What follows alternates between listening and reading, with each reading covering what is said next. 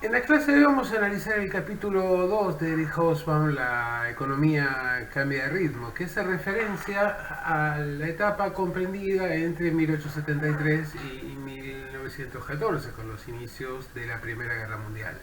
Hay dentro de este periodo en conjunto pueden diferenciarse dos etapas con claridad. La primera entre 1873 e inicios de la década de 1890, que fue marcada por la depresión económica como rasgo distintivo, y la segunda etapa, que es la etapa de expansión, de, esa, de ese orden de optimismo que parece haber caracterizado, que queda muy claro en las expresiones, manifestaciones culturales, en la obra literal y demás, ¿no? Parece ser la época dorada del capitalismo, sobre todo para las clases medias y las clases altas, la que se desarrolla a partir de la crisis de 1890. La depresión económica de la primera etapa, de la que va de 1873 entonces hasta 1890 o principios de esa década, se caracterizó por la depresión económica por un lado, una producción en constante aumento, aunque a un ritmo más lento del que había sostenido en las décadas anteriores. Y básicamente hay una característica: entran a jugar de manera plena nuevos jugadores dentro del esquema de las sociedades industriales, y esto trae como consecuencia una drástica depresión en los precios. La misma situación vamos a encontrarla en lo que tiene que ver con el sector agrícola, por el hecho de que el ingreso al mercado internacional de amplias praderas naturales que hasta ese momento se encontraban fuera del sistema o bien que solo habían tenido una inserción parcial, generó un incremento realmente exorbitante de la demanda, perdón, de la oferta sobre la demanda, lo cual generó una caída muy marcada en los precios. La etapa también se caracteriza por el inicio de las migraciones masivas de los campesinos, sobre todo los más pobres, los que no tenían tierras, hacia nuevos destinos, hacia estos nuevos paraísos agrarios, sobre todo, pero también hacia otras economías industriales, los Estados Unidos fundamentalmente, que en búsqueda de sobrevivir a las condiciones muy duras que se van a imponer sobre el sector agrario a consecuencia de este incremento de la producción y esta caída de los precios. Dentro de lo que eran los países europeos y sobre todo las economías industriales, la única que no tuvo que preocuparse demasiado por el excedente poblacional fue Gran Bretaña, ya que ya había llevado adelante su proceso de reconversión económica en los inicios de la revolución industrial. Por lo tanto, el sector agrario no tenía el peso significativo que va a experimentar en las otras economías. Pensemos que todavía en las grandes sociedades industriales, el caso de Alemania o Francia fundamentalmente, alrededor entre el 40 y el 50% de la población todavía residía en el campo. Para hacer frente a la crisis y a la grave situación que sufrían las clases trabajadoras, sobre todo en el ámbito agrario, vamos a ver que empiezan a generarse un movimiento cooperativo muy potente para organizar la compra colectiva de productos para de este modo abaratar sus costos. Hay distintas explicaciones respecto de por qué cayeron los precios. Hubo evidentemente un incremento de la oferta por encima del crecimiento de la demanda. También hubo una escasez del oro, ya que, digamos, luego de la fiebre del oro de California no hubo nuevos descubrimientos de grandes yacimientos hasta la década de 1890, cuando va a aparecer un nuevo horizonte en Sudáfrica. Y la escasez de oro, es decir, el hecho de que el oro se mantuviera constante en una economía que recurría o que utilizaba ese patrón, implicaba que la oferta de metálicos para llevar adelante los intercambios fuera, o de alguna manera impusiera un freno al crecimiento de la economía. También empezamos a ver que, como consecuencia de este proceso, el libre cambio va a ser puesto en cuestión.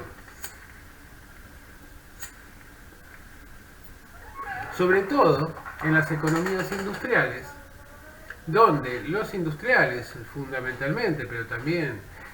importantes sectores de votantes van a reclamar el establecimiento de medidas proteccionistas como para tratar de proteger la producción y el empleo local frente a la competencia extranjera.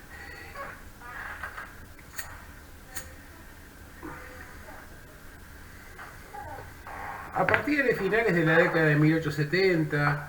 y hasta 1890 vamos a ver que, sobre todo en Alemania, en Italia, en Francia, se van a establecer políticas proteccionistas para la producción interna. Inglaterra, por el contrario, no va a sentirse inclinada por continuar con las viejas políticas de libre cambio, y esto por diversas razones. En primer lugar, porque no tenía un campesinado numeroso, por lo que habíamos dicho, ya se había llevado adelante la reconversión hacia una economía capitalista. Tampoco había un voto proteccionista importante o en favor del proteccionismo, ya que efectivamente Gran Bretaña se había reconvertido en esa etapa, había de alguna manera aceptado mantenerse un paso atrás en lo que tenía que ver con el desarrollo tecnológico, para privilegiar otros roles que resultaban decididamente más rentables. Esto tenía que ver con los préstamos al extranjero, las inversiones hacia el exterior, fundamentalmente el financiamiento de nuevos emprendimientos de distinto tipo, lo que hizo que los ingresos invisibles fueran cada vez más significativos. Y por otro lado también la gran importancia de su flota, que cuya capacidad de carga era superior a la del resto de los países europeos tomados como conjunto. Esta combinación entre, por un lado, las inversiones, los préstamos, su carácter de financista o de gran principal financista de la economía internacional, de principal transportista, también se complementaba con que Gran Bretaña desempeñaba un papel determinante en la compra de productos de materias primas y alimentos en el mercado internacional, que luego revendió o reelaboraba para luego exportar hacia otros mercados industriales o de países de producción primaria. Evidentemente, esta también es una etapa de desarrollo significativo de los avances tecnológicos, y esto implicaba la necesidad de realizar nuevas inversiones. Esas inversiones, habida cuenta de la caída de los precios y el incremento de la competencia, demandaban mucho más tiempo para su amortización, razón por la cual efectivamente los márgenes de ganancia fueron declinando. Lo que iba quedando en claro cada vez más era que la mano invisible del mercado demostraba cada vez más su inexistencia. La incidencia de las políticas proteccionistas, el desarrollo de una burocracia estatal que va a profundizarse, sobre todo después en la década de 1890, el desarrollo de una casi inexistente burocracia privada, la diversificación de los consumos, van a marcar que efectivamente, sin regulaciones externas, el mercado marchaba seguramente hacia la catástrofe. Razón por la cual entonces vamos a ver que la organización burocrática, una mano visible de la burocracia, iba a reemplazar en los hechos, aunque no en el discurso doctrinario, a la mano invisible del mercado. Lo que quedaba claro era que el liberalismo había funcionado de una manera relativamente anárquica, sin control estatal, durante las etapas precedentes, pero que luego, evidentemente, que fue quedando en claro que esa regulación estatal resultaba cada vez más importante en la medida en que las variables del mercado por sí solas no permitían alcanzar el equilibrio. Evidentemente también vamos a ver que esta etapa que se inicia en la década de 1873 va a estar acompañada de distintos fenómenos. Uno tiene que ver con el hecho de que esta depresión en los precios, tanto agrarios como industriales, potenció de hecho la capacidad de compra de los salarios industriales. Por el otro lado, que la formación de cooperativas, la consolidación de sindicatos y incrementaron la capacidad de negociación de la clase trabajadora. Y efectivamente entonces, vamos a ver que en muchos lugares se fue incrementando también los avances hacia la ampliación de la base de sufragio, instalándose en Inglaterra y también en Francia, por ejemplo, el sufragio universal. También para evitar colapsos a partir de la acción sindical, otros gobiernos, por ejemplo en el caso de Alemania, van a llevar adelante políticas de ampliación de derechos, de expansión educativa, que fomentan mayor inclusión social para de alguna manera dar respuesta o de manera preventiva ante lo que podía ser el incremento de la lucha de la clase obrera. Lo que quedaba claro a partir de la adopción de medidas proteccionistas era que en realidad esas políticas resultaron benéficas para posibilitar el incremento de la producción. Y en esta primera etapa, si bien no incrementan la productividad, de alguna manera protegen la sobrevivencia de esas economías, pero también la expansión de su producción. Aunque efectivamente van a pasar a competir por los mercados internacionales externos, ya que cada uno, la mayoría de estas economías, a excepción de Gran Bretaña, pretendían preservar su mercado nacional de manera monopólica para las empresas de esa misma nación. Aquí hay un dato interesante porque en realidad no solo se desmiente claramente la existencia de esa mano invisible del mercado, sino que también hay otro elemento que va a resultar determinante, que es la contradicción que existe entre, por un lado, este afán internacionalista de competición irrestricta que planteaba el liberalismo en la formulación clásica de Adam Smith, y por el otro lado, la incidencia del factor nacional y el papel que empiezan a desempeñar los estados a partir de la aplicación de regulaciones o de empezar a preservar determinadas producciones vinculadas con la seguridad nacional dentro de la propia esfera estatal. El incremento de la importancia del factor tecnológico en las empresas implicó la necesidad de realizar inversiones mucho más fuertes, pero también de diversificar la estructura organizativa y la estructura productiva de esas mismas empresas. Es decir, empieza a desarrollarse una burocracia privada que progresivamente va desplazando, va superando con claridad la dimensión de la burocracia estatal. Por el otro lado, resulta indispensable aplicar criterios científicos a la organización del esquema del organigrama de dirección de las empresas y también incluir estos parámetros científicos al sistema productivo. Esto se va a ver claramente con las formulaciones de Taylor, en lo que tiene que ver con la cronometración, la definición de movimientos y de etapas dentro del proceso productivo.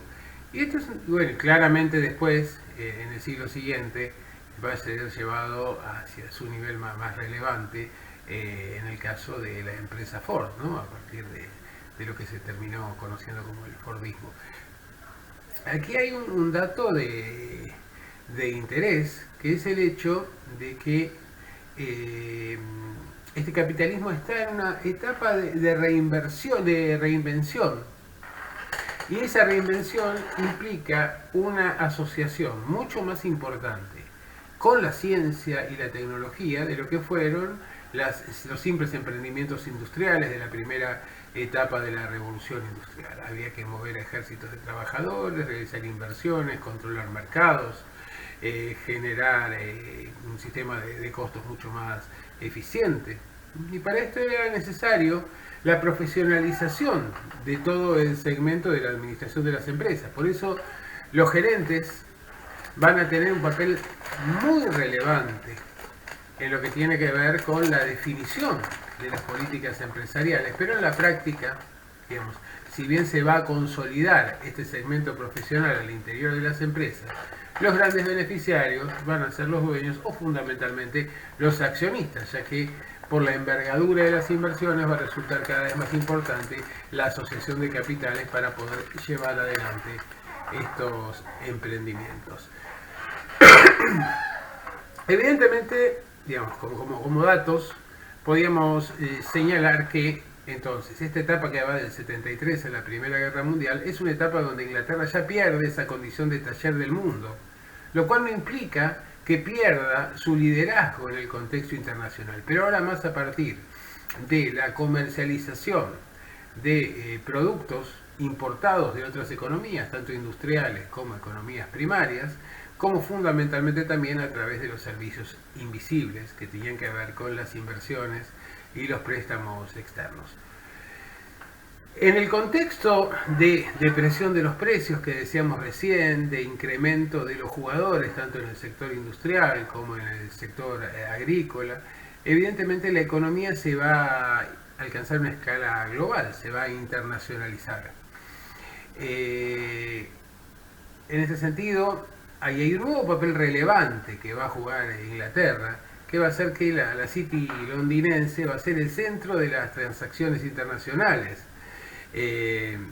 Por lo tanto, de alguna manera, la dimensión financiera de la economía empieza a tomar relevancia por sobre el segmento productivo. Y esto es muy importante porque en realidad el capitalismo lo que busca es la reproducción ampliada del capital y su maximización, razón por la cual no importa por dónde se obtenga, si se obtiene del lado de la producción, como en el caso de la revolución industrial, o se obtiene a partir del financiamiento, los préstamos, las cotizaciones, etc. Es importante ver también que si bien mantienen relevancia las producciones tradicionales que tenían que ver con el ferrocarril, el textil, básicamente, que fueron el textil protagonista de la primera etapa o de la revolución industrial, el ferrocarril en la etapa de expansión hacia 1840, y van a evidentemente incrementar su producción y su circulación, su comercialización a escala internacional. De hecho, estas etapas, sobre todo la década del 70, del 80, del 90, son etapas de construcción febril de ferrocarriles, van a ser de alguna manera complementadas y también desplazadas en cuanto a interés y en cuanto a rentabilidad por las nuevas industrias que son propias de esta etapa, que es, digamos, a partir sobre todo de 1880, que tiene que ver con las nuevas fuentes de energía, el caso del petróleo y el caso de la energía eléctrica, que tiene que ver también con las nuevas posibilidades en términos de desarrollo tecnológico de la fuerza motriz, básicamente alrededor de la industria del automóvil, y nuevas industrias que hasta ese momento resultaban impensadas, que tenían que ver con el esparcimiento, aunque no sea su origen, no esté centrado efectivamente en esto, sino más bien en la denuncia social, como es el caso de la cinematografía. De hecho, vamos a ver que frente a lo que era un mundo en el cual prácticamente los productos esenciales que interesaban a las clases trabajadoras eran el alimento y la vestimenta, en estas nuevas etapas empezamos a advertir que hay un sector servicios que va a empezar a crecer. Además, con el incremento de la industrialización, se va a producir una concentración poblacional muy significativa en ciudades y en grandes ciudades. Por lo tanto, el peso demográfico del campo va a disminuir considerablemente. Y en estos ámbitos ciudadanos, evidentemente, los mercados tenían un papel mucho más relevante porque tenían que abastecer de los distintos productos, de los distintos consumos, que no solo eran consumos fundamentales o esenciales para la reproducción de la vida, sino también que tenían que ver con el esparcimiento y como formas de control social también para difundir determinados valores, determinados comportamientos, un cierto sistema jerárquico a través de la cultura. Hay un factor que realmente resulta significativo y son los cambios en la comercialización dentro de los mercados internos de consumo, que van a tener productos que van a empezar a venderse de manera fraccionada. Es decir, hasta, digamos, el momento en que empiezan a incrementarse y crearse las grandes ciudades de masas y las grandes sociedades de masas, en realidad no se conocía la venta fraccionada de productos que tenían que ver con alimentos, té, café, etc. Y efectivamente esto va a generar el hecho de que industrias, por ejemplo, como el cine o la venta minorista de productos, van a generar ganancias excepcionales, muy superiores a veces a las que registran las grandes empresas, y esto a partir de consumos que apenas pasaban de algunos centavos. Pero efectivamente lo que se produce es una masificación de los mercados consumidores. Entonces, digamos, con precios bajos, pero con una gran cantidad de consumidores, evidentemente se obtenían réditos muy considerables. El hecho de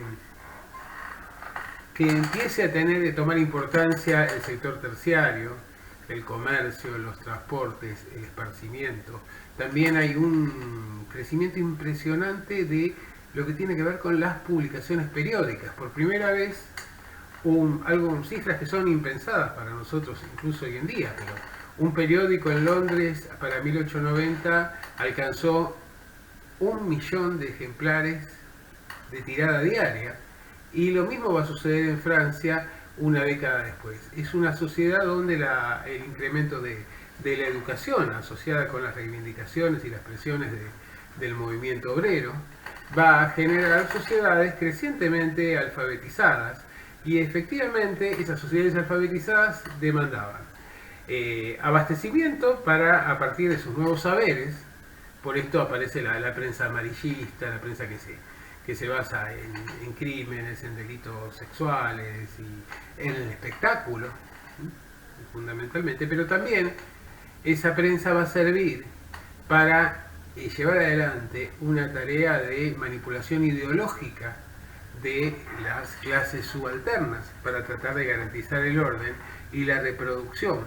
del equilibrio desigual dentro de la estructura social.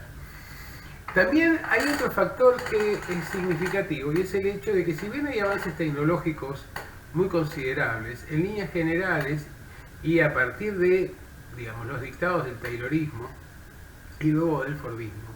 en realidad no hay que tener una gran capacitación para poder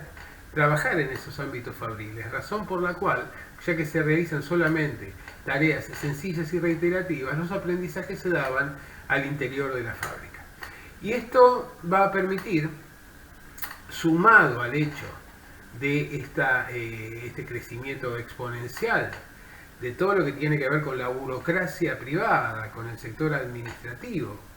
de las empresas, un incremento creciente de las mujeres, que van a pasar a desempeñar alrededor de un 15% del mercado de trabajo. Evidentemente con salarios más bajos que los de los hombres,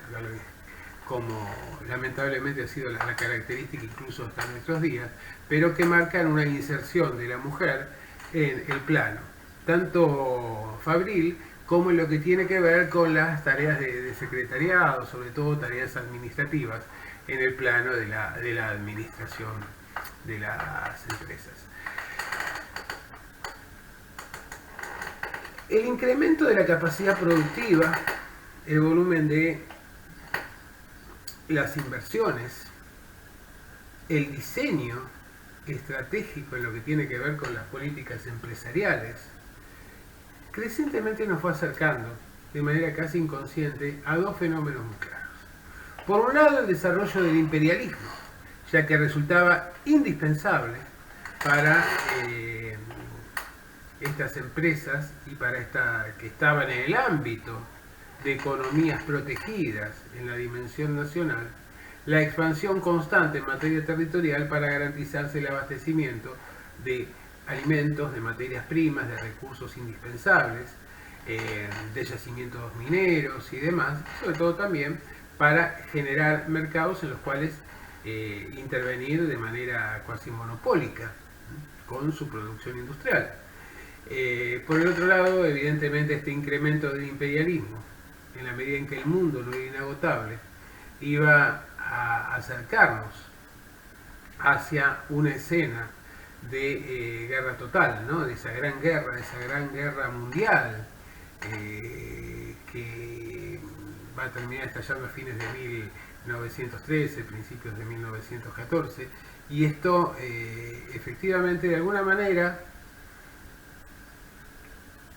no terminó de sorprender a los contemporáneos. Es decir, fundamentalmente para las clases altas y las clases medias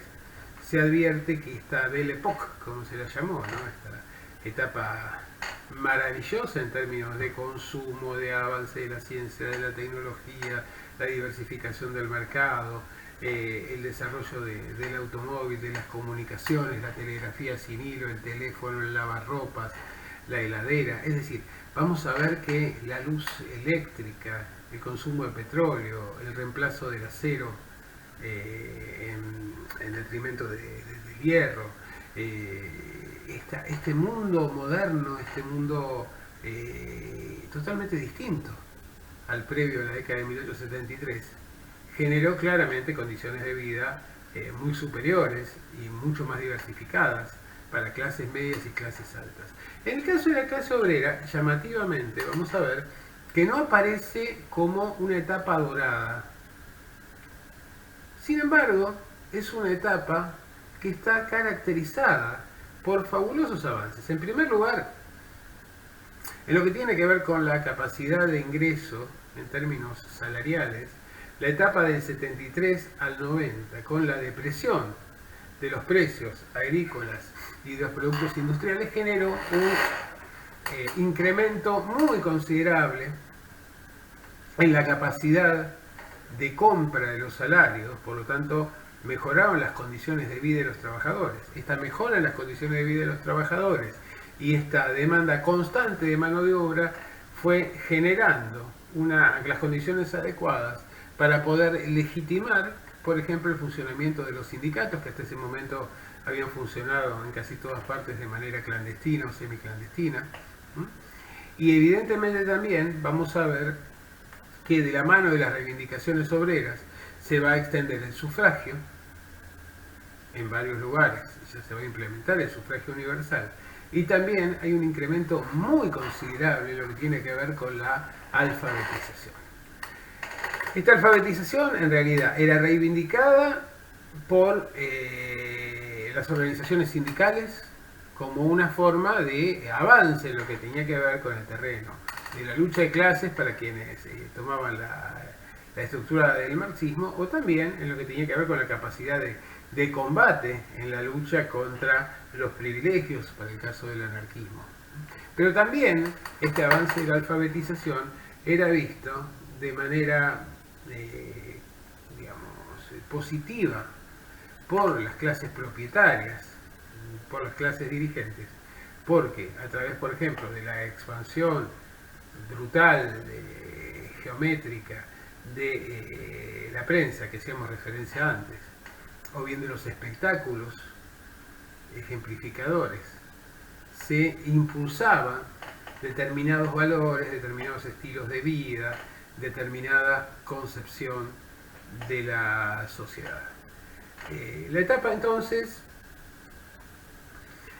que va del 73 al 90, es una etapa de grandes conquistas. La etapa posterior, en la medida en que aparecen los yacimientos de oro en Sudáfrica y por lo tanto se incrementa la cantidad de oro y por lo tanto se posibilita un incremento desde la emisión monetaria. Por el otro lado, vamos a ver que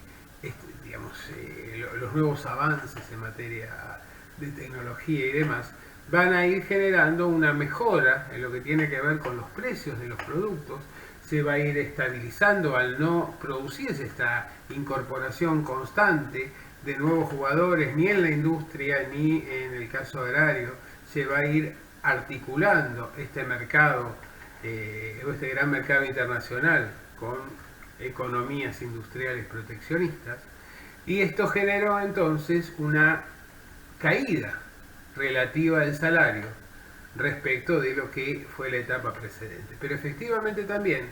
el hecho de que ya se habían consolidado, cristalizado conquistas obreras a nivel de organización sindical, de ciertas condiciones de trabajo, de lo que tenía que ver con fundamentalmente la aceptación de la negociación colectiva, y también en aquellos lugares el incremento del sufragio universal, va a ir generando, si bien no necesariamente una mejora en términos económicos, sí beneficios en lo que tiene que ver con políticas sociales asociadas con la educación, la salud o distintos consumos culturales. Cuando estalla la Primera Guerra Mundial, este edificio dorado del que disfrutaban las clases medias y altas, estalla de golpe. Los contemporáneos